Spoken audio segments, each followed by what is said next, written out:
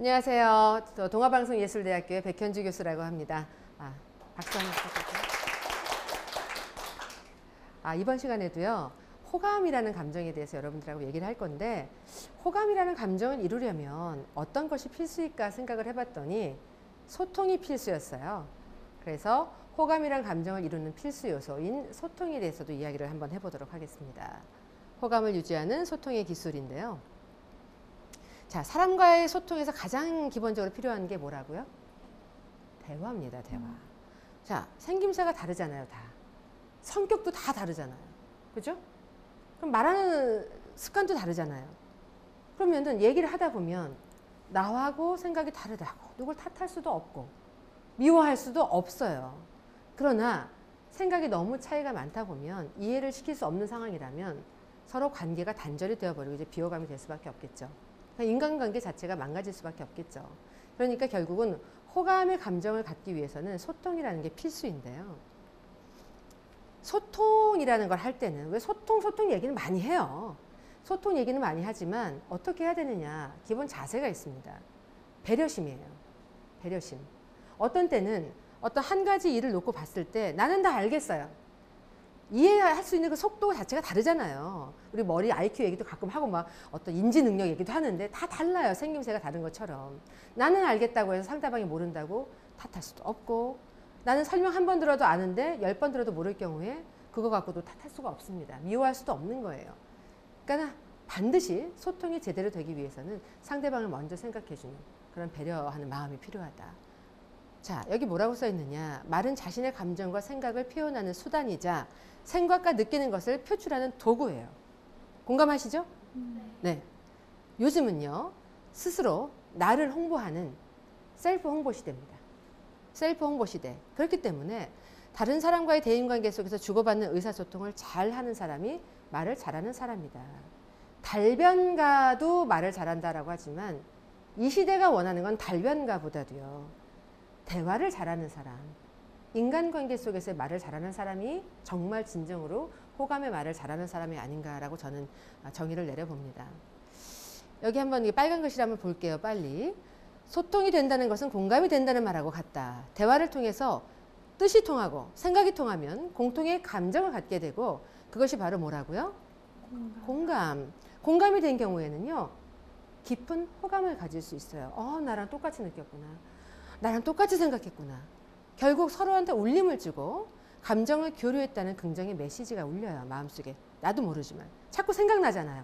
여운이 남잖아요. 또 만나고 싶잖아요. 그죠? 하지만 일방통행처럼 감정이 교류하지 못하고 생각하고 뜻도 교류하지 못하면 불통의 대화가 되기 때문에 상대에게는 좋은 마음, 호감을 살 수가 없다. 자, 우리 생각 없이 말 뱉지 말자. 이런 얘기를 가끔 하는데요. 우리 왜 내가 생각 없이 한 말 갖고 왜 화내고 그래? 이런 경험 혹시 들어본 적도 있으시고 한 적 있으신가요? 근데 이제 내 강의를 들은 이 순간부터는 그런 거 하지 말자는 거예요. 생각 없이 말하지 말자. 생각 없이 말을 해놓고 나서는 상대방이 왜 화냈느냐고, 왜 이해하지 못했냐고 이렇게 돼버리면 서로의 관계가 어그러져 버리고요. 그 사람에게 난 영원히 마음속에서 비호감의 상대가 되는 것이고, 나 또한 그 사람에 대해서 이해를 못했기 때문에 서로가 좋지 않은 감정을 갖게 되거든요. 말이라는 거는 때와 장소를 가려서 해야 그래야 되는 것이고, 안 그랬다가는 불필요한 오해를 낳게 되고요. 나는 본의 아닌 이미지로 그 사람에게 평생 각인이 될 수가 있습니다. 같은 말을 하더라도 그 사람의 성향, 성별, 나이, 환경 모든 걸 고려해서 얘기를 하는 그런 것을 습관화해야 된다라는 걸 강조하고 싶습니다. 어떤 사람은 성격도 급하고 빨리 알아듣는 그런 캐치할 수 있는 능력이 있어서 직진해서 예를 들어서 지적을 하고 혼을 내도 오해하지 않고 쿨하게 받아들이는 사람이 있지만, 어떤 사람은 예를 들어서 어떤 결핍을 가지고 있을 때 그거에 대해서 심한 상처로 받아들이는 경우도 있거든요. 그러니까 많은 걸 고려하면서 해야 된다. 어찌 보면 너무 피곤한 거 아니에요? 네, 인생살이는 조금 피곤하게 살아야 우리 인간관계가 부드럽게 원만하게 돌아갈 수 있다라고 저는 생각을 합니다. 배려를 해야 되는 삶이기 때문에요. 또 이제 여러분들의 궁금증을 자극할 만한 또 A씨가 등장을 했죠. 개그맨인데요, 이번에도. 우리 개그맨 분들이 아무래도 말과 많은 좀 인연이 있는 직업이다 보니 개그맨의 사례를 좀 많이 들게 되는 것 같아요. 개그맨 A씨 같은 경우에 과거에 폭력성의 발언을 했던 것이 좀 문제가 되어서 여론의 문매를 심하게 받았습니다. 심하게 받았고 가장 핫하게 막 왕성하게 활동을 해야 될 지점이 딱 끊기는, 자숙을 해야 되는 이런 상황이 벌어졌었어요. 그때 여론의 문매를 받게 됐을 때 결국은 이분이 정말 진정 어린 사과를 함으로써 대중들에게 용서를 구하긴 했지만 결국 그냥 아주 그냥 별 생각 없이 했던 폭력적인 발언으로 인해서 자기는 왕성하게 핫하게 했었던 활동들을 일순간에 다 놔야 되는, 생계하고 직결되는 거 아니겠습니까? 연예인 같은 경우에는 모든 걸 다 일순간에 놔야 되는 이런 상황이 됐습니다. 그러니까 말이 생활이고 말이 어떤 생계하고 직결되시는 분들 같은 경우에는 생각 없이 한 말로 인해서 모든 게 단절이 되고 끊어져야 되는 아주 치명타를 입는 그런 상황까지 오게 되는 거죠. 그러니까 말의 내용은 언제나 부지런히 점검을 해야 됩니다. 제가 말 속도가 좀 빠른 편이거든요. 말 속도가 빠른 편이지만 이건 더 빨리 돌아가고 있어요, 지금. 왜? 부단히 점검하고 있어요. 내 강의를 듣는 여러분은 나이대가 어느 정도, 남자와 여자는 어느 정도 비율로 앉아있기 때문에 난 어떻게 말을 해야 되겠다. 지금 이게 또 녹화가 돼서 방송에 나갔을 때 보시는 시청자분들의 주 시청층의 나이는 어느 정도일 것이다. 남녀는 어느 정도일 것이다. 다 고려를 해서 지금 단어 선택이나 말을 하고 있거든요. 그러니까 이 녹화가 뭐 크게 길지 않은 시간인 것 같아도 끝나고 나면 되게 에너지가 쫙 빠지는, 방전되는 것 같은 그런 느낌을 받습니다. 그만큼 우리 일상생활 속에서도 말을 내뱉기, 왜냐하면 주워 담을 수 없으니까 내뱉기 전에 부지런히 나의 말을 점검해야 된다. 대화는 반드시 소통이라는 전제 하에 이루어져야 대화가 되겠죠. 중요한 거, 대화는 쌍방향성이라는 특징을 가지고 있다. 일방적인 건 뭐예요? 선포하는 거야, 선포. 나에게 전쟁을 선포하는 거야, 뭐 싸우자는 거야. 우리 보통 이제 뭐 사랑과 땡땡이라는 드라마 보면 이런 부부싸움 하는 분들 있잖아요. 대화가 아니죠. 그건 일방적인 그냥 나의 어떤 선언이지. 대화는 반드시 일방향이 아니라 쌍방향성이라는 그런 특징을 가지고 있다. 주거니, 받거니, 주거니, 받거니 해야 된다. 밑에 제가 적어놨는데요. 같이 보실까요? 말을 분배하고 듣는 사람의 관심 소재를 파악하고 서로의 뜻이 잘 전달될 수 있도록 주도할 때 좋은 인상, 그러니까 호감을 남기는, 말 잘하는 사람이 될 수 있다는 거예요. 예를 들면 우리 노래방 갔을 때 마이크를 누군가 잡는다 라고 하면 절대 놓지 않는 블랙리스트 한 사람씩 있죠. 웃었어. 이 지점에서 우리 공감한 거예요. 소통이 된 거예요. 있죠. 마찬가지로 말을 정말 분배를 잘해. 어떤 공통의 소재를 놓고 대화를 할 때 이 사람에게도 발언권을 주고 이 사람에게도 발언권을 주고 이 사람 발언권을 주는 분위기 메이커가 있는데, 반면 어떤 소재가 나왔어. 나만 얘기를 해야 되는 사람이 있어요. 그런 사람은 쌍방향성의 그 특징을 지키고 있는 건가요? 대화를 절대 하고 싶지 않은 비호감 1순위죠. 그렇기 때문에 대화라는 것은 항상 우리 같은 공통의 관심사를 가지고 서로가 주거니 받거니, 때로는 청자가 되고 때로는 화자가 되고 말을 듣고 하고 이런 것들이 끊임없이 순환이 될 수 있어야만 대화라는 게 이루어지고 소통이라는 것이 되고 호감의 이미지를 서로 가질 수 있다.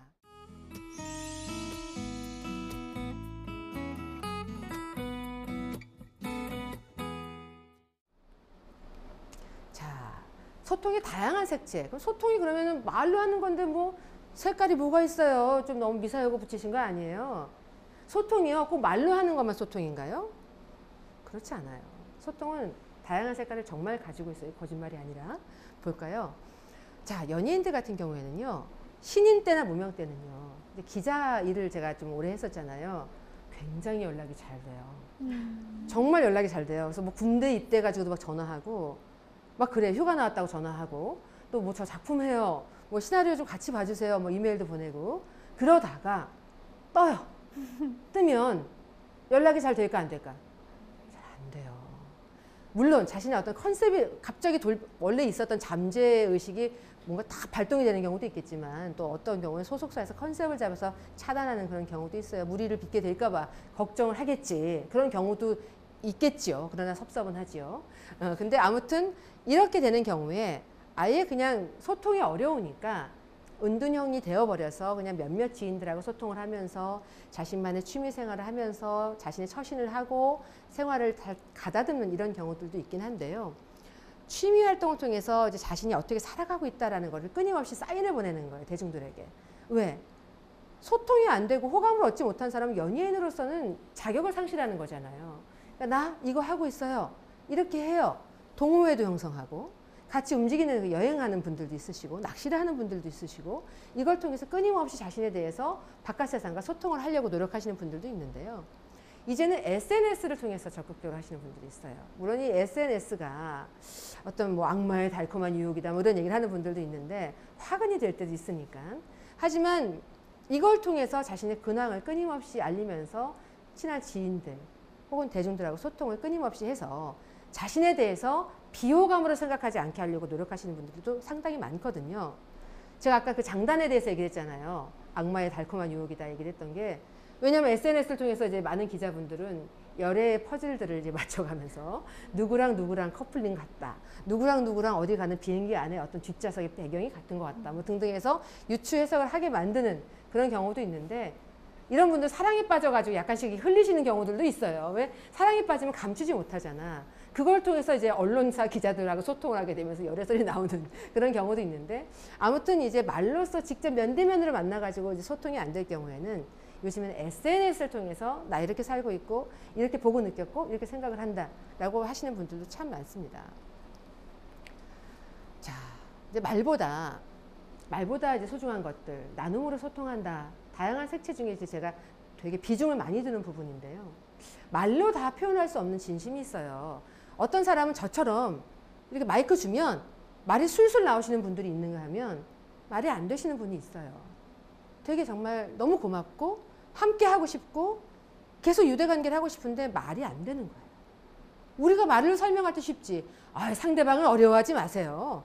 그와 나는 동등한 입장이에요. 나는 충분히 말할 자격이 있어요. 자신감을 가지세요. 근데 안 되는 걸 어떻게 해? 그죠? 안 될 때는 진심을 전하는 다양한 방법들이 있잖아요. 어떤 사람은 편지를 써서 전하기도 하고, 어떤 사람은 뭔가 이렇게 쓱 해서 선물 같은 거, 정말 작은 선물 있잖아요. 낙엽 같은 거 어디다 이렇게 넣었다가 마른 낙엽 같은 거 이렇게 주기도 하고 되게 소중하더라고요. 저도 제 학생한테 받은 거 제 그 집무실 그 안에 그 책상 밑에 넣어놓고 매일 보거든요. 그러니까 말로 안 되는 분들은 다른 것들을 통해서 이제 표현을 하기도 하는데, 어떤 분들은 실천을 해서 이제 표현을 합니다. 실천. 그러니까 나 정말 옆에 있는 분들하고 사랑을 나누고 싶어요를 행동으로 보여주시는 분들인데, 이제 말보다 행동으로 소통해야 되는 경우가 생기는 거죠. 바로 이게. 거기에 이제 중요한 포인트는 뭐냐면 진정성이에요. 우리 옛날에 그 흥부놀부 어렸을 때 봤었죠? 자, 흥부는 제비 다리 부러진 거를 지극정성으로 진심 어리게 그 감아주고 날려 보내줬더니 박씨 갖고 와가지고 부자가 됐잖아. 근데 놀부 다리 부러뜨려가지고 그걸 갖다 다시 부러뜨리고 병 주고 약 줬잖아요. 복 받았나요? 못 받았죠. 왜? 진정성이 없었잖아요. 복을 받고 싶은 마음에 거짓된 행동을 했잖아요.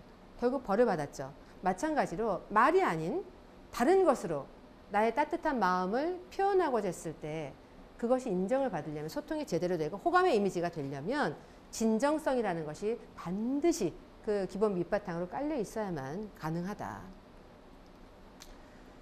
말로 외치기보다 행동으로 솔선수범하고 사랑을 베푸는 모습이 진정성으로 인정이 될 때 많은 사람들이 더 신뢰를 하게 되고 그 사람에게 빠져들게 됩니다. 그래서 이제 스타들의 기부 행보를 우리가 많이 이제 전하는 경우가 있는데요. 이거는요, 전염의 요소가 있기 때문에 많이 전합니다. 옆에서 누군가가 뭔가 했대. 그럼 나도 하고 싶어요. 좋은 일을 해서 막 박수 받고, 와, 그래. 존중하면 나도 그걸 하고 싶거든요. 그런 마음들이 전파되기 때문에 그런 소식들을 더 많이 전하려고 기자들도 노력을 하고, 그리고 또 이제 무엇보다 이제 연예인분들 같은 경우에는 내가 이렇게 해서 타의 모범이 되고 싶다라는 생각을 또 하시는 분들도 많으셨던 것 같아요. 그래서 감정을 서로 교류하면서 그렇게 이제 어려움을 나누는 차원에서 봉사에 나서는 분들이 많습니다. 이걸로 소통을 하겠다라고 생각해서 아예 그 방향으로 잡으신 분들이 많은데, 자, 또 궁금한 배우 A씨가 나왔습니다. 이건 알 것 같아요. 잘생긴 분이에요. 매우 잘생긴 분인데 마음도 잘생겼어요. 난민국 기구에 홍보대사로 활동을 하면서요, 척박한 지역의 매니저 없이 뭐 레바논이나 이런 데 가서 직접 난민들을 실태는 어떤지 보고 또 도와드리고 봉사도 하고 꾸준히 또 전 세계에 알리는 이런 일들을 하고 있는데, 참 그것 자체가 타의 모범이 된다. 근데 이게 꾸준하지 않으면 일회성이었다 그러면 놀부가 되는 거죠. 아까 흥부 놀부 얘기했죠. 근데 이분 같은 경우에 묵묵히 하다가 이게 드러난 케이스거든요. 그래서 그의 그 어떤 평소의 생활로 보여주는 소통이 더 빛이 났다. 이렇게 얘기를 할 수 있을 것 같습니다. 이건 뒤에는 이제 또 이제 해외 사례인데 이제 좀 넘어가서 사랑한다면 이들처럼이라고 제가 좀 제목을 지어놔 봤어요. 우리 사회는요, 핏줄, 혈연 매우 중시합니다. 우리 드라마 단골 소재 뭐 있어요? 알고 봤더니 뭐 엄마였다. 그치? 알고 봤더니 남매더라. 핏줄의 연연에. 웃었어요. 아주 오늘 바로미터야.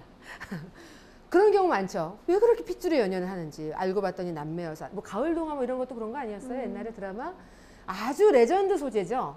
그리고 그 소재를 가지고 했을 때 막 정말 아주 공감하면서 절절하게, 특히 어르신들이 공감하면서 많이 보는 경우를 보는데, 그렇기 때문에 혈연 중심, 뭐 핏줄 중심이다 보니까 나와 다른 혈연에 관계에 있는 사람에 대해서는 배타적인 그런 정서도 없지 않아 커요.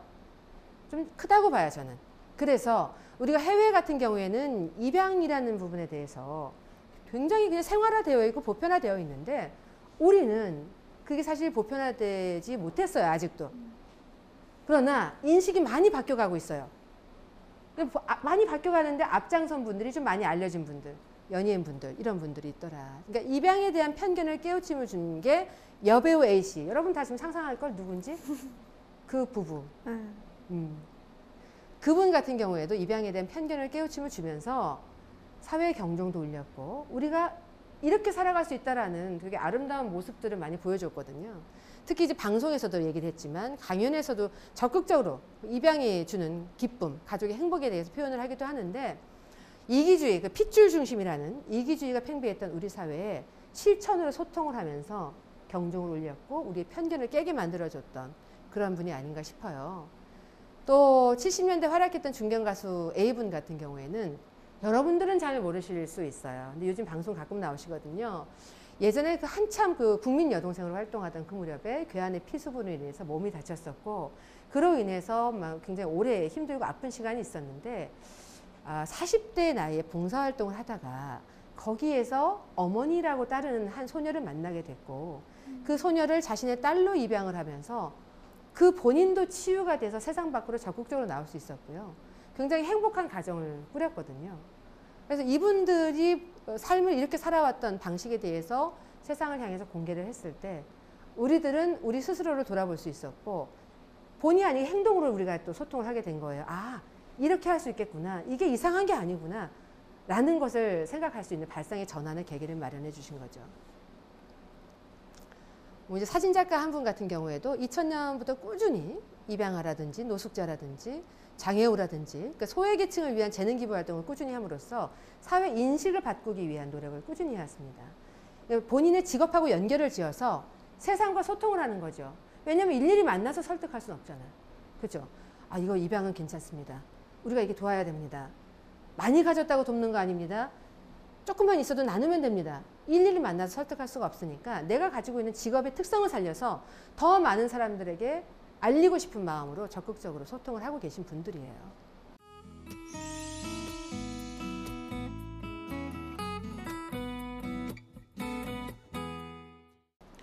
더불어 사는 그런 존재에 대한 소중함을 실천하는 분들도 있습니다. 우리 사람과 사람의 관계에 대해서도 얘기를 많이 하는데, 특히 요즘에 왜 학대하는 분들, 자녀 학대하는 분들에 대한 소식을 듣기도 하고, 반려견, 반려동물에 대한 학대 심각한 수준이다. 어떤 고발 프로그램에 대한 이야기도 많이 듣잖아요.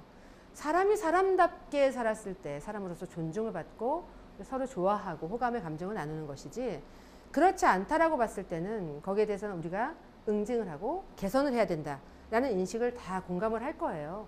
공감하시죠? 그 부분에 대해서는. 그래서 어떤 반려동물에 대한 학대 심각한 수준이다, 혹은 뭐 부모 학대, 노인 학대, 혹은 뭐 자녀 학대, 이런 거에 대한 소식을 접한 우리 연예인분들 혹은 공적인 인물인 분들이 SNS나 혹은 직접 실천을 함으로써 인식의 전환, 빨리 계도를 시켜서 사회의 분위기를 바꿔야 되겠다라는 거에 대해서 되게 적극적으로 앞장서고 있습니다. 그러니까 여기 이렇게 쭉 보면은 동물보호소에서 꾸준히 봉사활동을 하는 연예인분들도 있으시더라고요. 제가 이제 쭉 사례에 대해서 서치를 하고 취재를 해보니까 말로만 방송에서 떠드는 게 아니고요. 보여주기식이 아니고 평소 생활에서 하고 있더란 말이죠. 여가수 한 분 같은 경우에도 유기견 봉사활동을 통해서 만난 유기견을 입양을 해가지고 실제로 자신이 키우는 그런 경우가 있었고, 여배우 B씨 같은 경우에 직접 9마리의 유기견을 입양을 했어요. 한 마리도 어려울 판인데 9마리를 입양을 해가지고 적극적으로 그걸 또 캠페인도 하고 다 케어를 해줘요, 자식처럼. 그런 모습에 저도 감동을 받았었고, 또 이제 개그맨 A씨가 등장을 했는데 버럭의 아이콘이다, 누구지? 막 이러실 텐데 아마 어렵지 않게 떠올리실 수 있을 거예요. 이분도 역시 방송에서 인연을 맺었던 유기견을 입양을 해서 사랑으로 보살피는 그런 모습들이 계속 증언들이 쏟아져 나왔었습니다. 그리고 또 이제 잘난 척하는 그런 삶을 지향하고 호감을 유지하는 삶, 그거야말로 이제 나누는 삶, 정말 제대로 호감스러운 삶이 아닌가 싶은데, 아까는 이제 우리 행동으로서 실천을 함으로써 소통을 해가지고 서로가 호감의 이미지를 교류하는 사람들의 모습을 봤다면, 사치를 견제하고 뭔가 잘난 척하는, 나 잘난 이런 삶을 살지 않음으로써 언제나 매력적이고 호감을 주는 삶에 대해서도 제가 좀 말씀드리고 싶어요. 우리 연예인들 보면은 되게 다 화려할 것 같죠? 다 화려할 것 같죠? 특히 이제 뭐 여배우들, 레드카펫 우리가 막 포토 보도 많이 하잖아요. 레드카펫 같은 거 봤을 때 막 드레스 입고 막 뭐 귀걸이 막 화려한 거 하고 화장 풀 메이크업 하고 막 스포트라이트 받고 화려할 것 같지만, 이분들 역시 물론 일부 거기서 못 빠져나오시는 실제 생활과 일치하시는 일부 분들도 있지만, 굉장히 많은 분들이 그 자신의 직업적인 연예인의 삶과 실제 자신의 삶을 구분지어 사시는 분들이 더 많으세요. 그래서 저는 이분들의 소박한 삶을 보면서 이런 매력 때문에 많은 분들이 마음을 얻을 수 있는 거로구나 라고 해서 오늘 모범의 사례로 하나 좀 들려주고 싶다는 생각을 했습니다. 이것도 아마 여러분 아실 거예요. 제주도 신혼집 앞마당에서 자신이 직접 만든 드레스를 입고 결혼했던 스몰 웨딩의 선두주자 여가수 A씨, 이효리 씨, 이효리 씨야말로 그랬었고, 자, 밀밭, 자신의 고향 밀밭에서 소박한 결혼식을 올린 비주얼 배우 커플 원빈, 이분들도 많은 사람들이 생각할 땐 초특급 호텔에서 어마어마한 무슨 마차 타고 나와가지고 풍차 타고 내려와가지고 결혼할 것 같은 상상을 했지만, 굉장히 자신들만의 행복을 추구하는 그런 결혼식을 했었죠. 또 드라마를 통해서 만난 그런 배우 커플 같은 경우에도 결혼식을 생략하면서 기부를 했어요. 소아병동에 가서 기부를 했습니다. 촬영장이 소아병동이었는데 우리가 여기에서 뭔가를 할 수 있을까라고 두 커플이 맨날 궁리를 하다가, 우리 여기 와서 그럼 결혼식을 생략하고 기부를 하자라고 공감을 해서 기부를 했다라는 거죠. 이런 모습들이야말로 또 꾸준히 이어지고 있기 때문에 타의 모범이 되면서 우리도 그렇게 살아봐야 되겠다라는 동기부여도 해주고 호감의 감정을 자꾸 새록새록 나오게 만들어주는 게 아닌가 싶습니다. 자, 여러분들 그 셀프 테스트 한번 해보는 게 어떨까 싶어서 제가 셀프 테스트 시간을 좀 가져보려고 마지막으로 갖고 온 게 있거든요. 갑자기 심각한 표정들이 되시지? 여기 보면은 1번부터 7번까지 있는데요. 한번 설문조사처럼 스스로가 한번 셀프 테스트를 해보셔도 나쁘지 않을 것 같아요. 6개에서 7개 정도가 일치하면은 완전 호감형. 그리고 4, 5개가 일치하면 호감형. 3개 이하는 호감이 무엇인지 생각하고 생활 속에서 호감을 주는 사람이 되기 위한 노력을 기울여야 된다. 라는 걸 강조드리고 싶고요. 여기 계신 분들은 3개 이하가 아닐 거라고 제가 좀 믿고 싶어요. 우리 이번 강의가 끝나고 나서 다 함께 나는 어디에 해당되지? 라고 한번 셀프 테스트를 해봤으면 좋을 것 같습니다. 여러분들 어떻게 유익한 시간이 되셨나요? 네. 여러분들은 지금도 이미 호감형이신데요. 이 강의를 들으셨으니까 이 시간 이후에도 꾸준히 매력적인 나를 거듭나게 함으로써 더 많은 사람들에게 호감의 에너지를 전파하는 분들이 되셨으면 좋겠습니다. 감사합니다.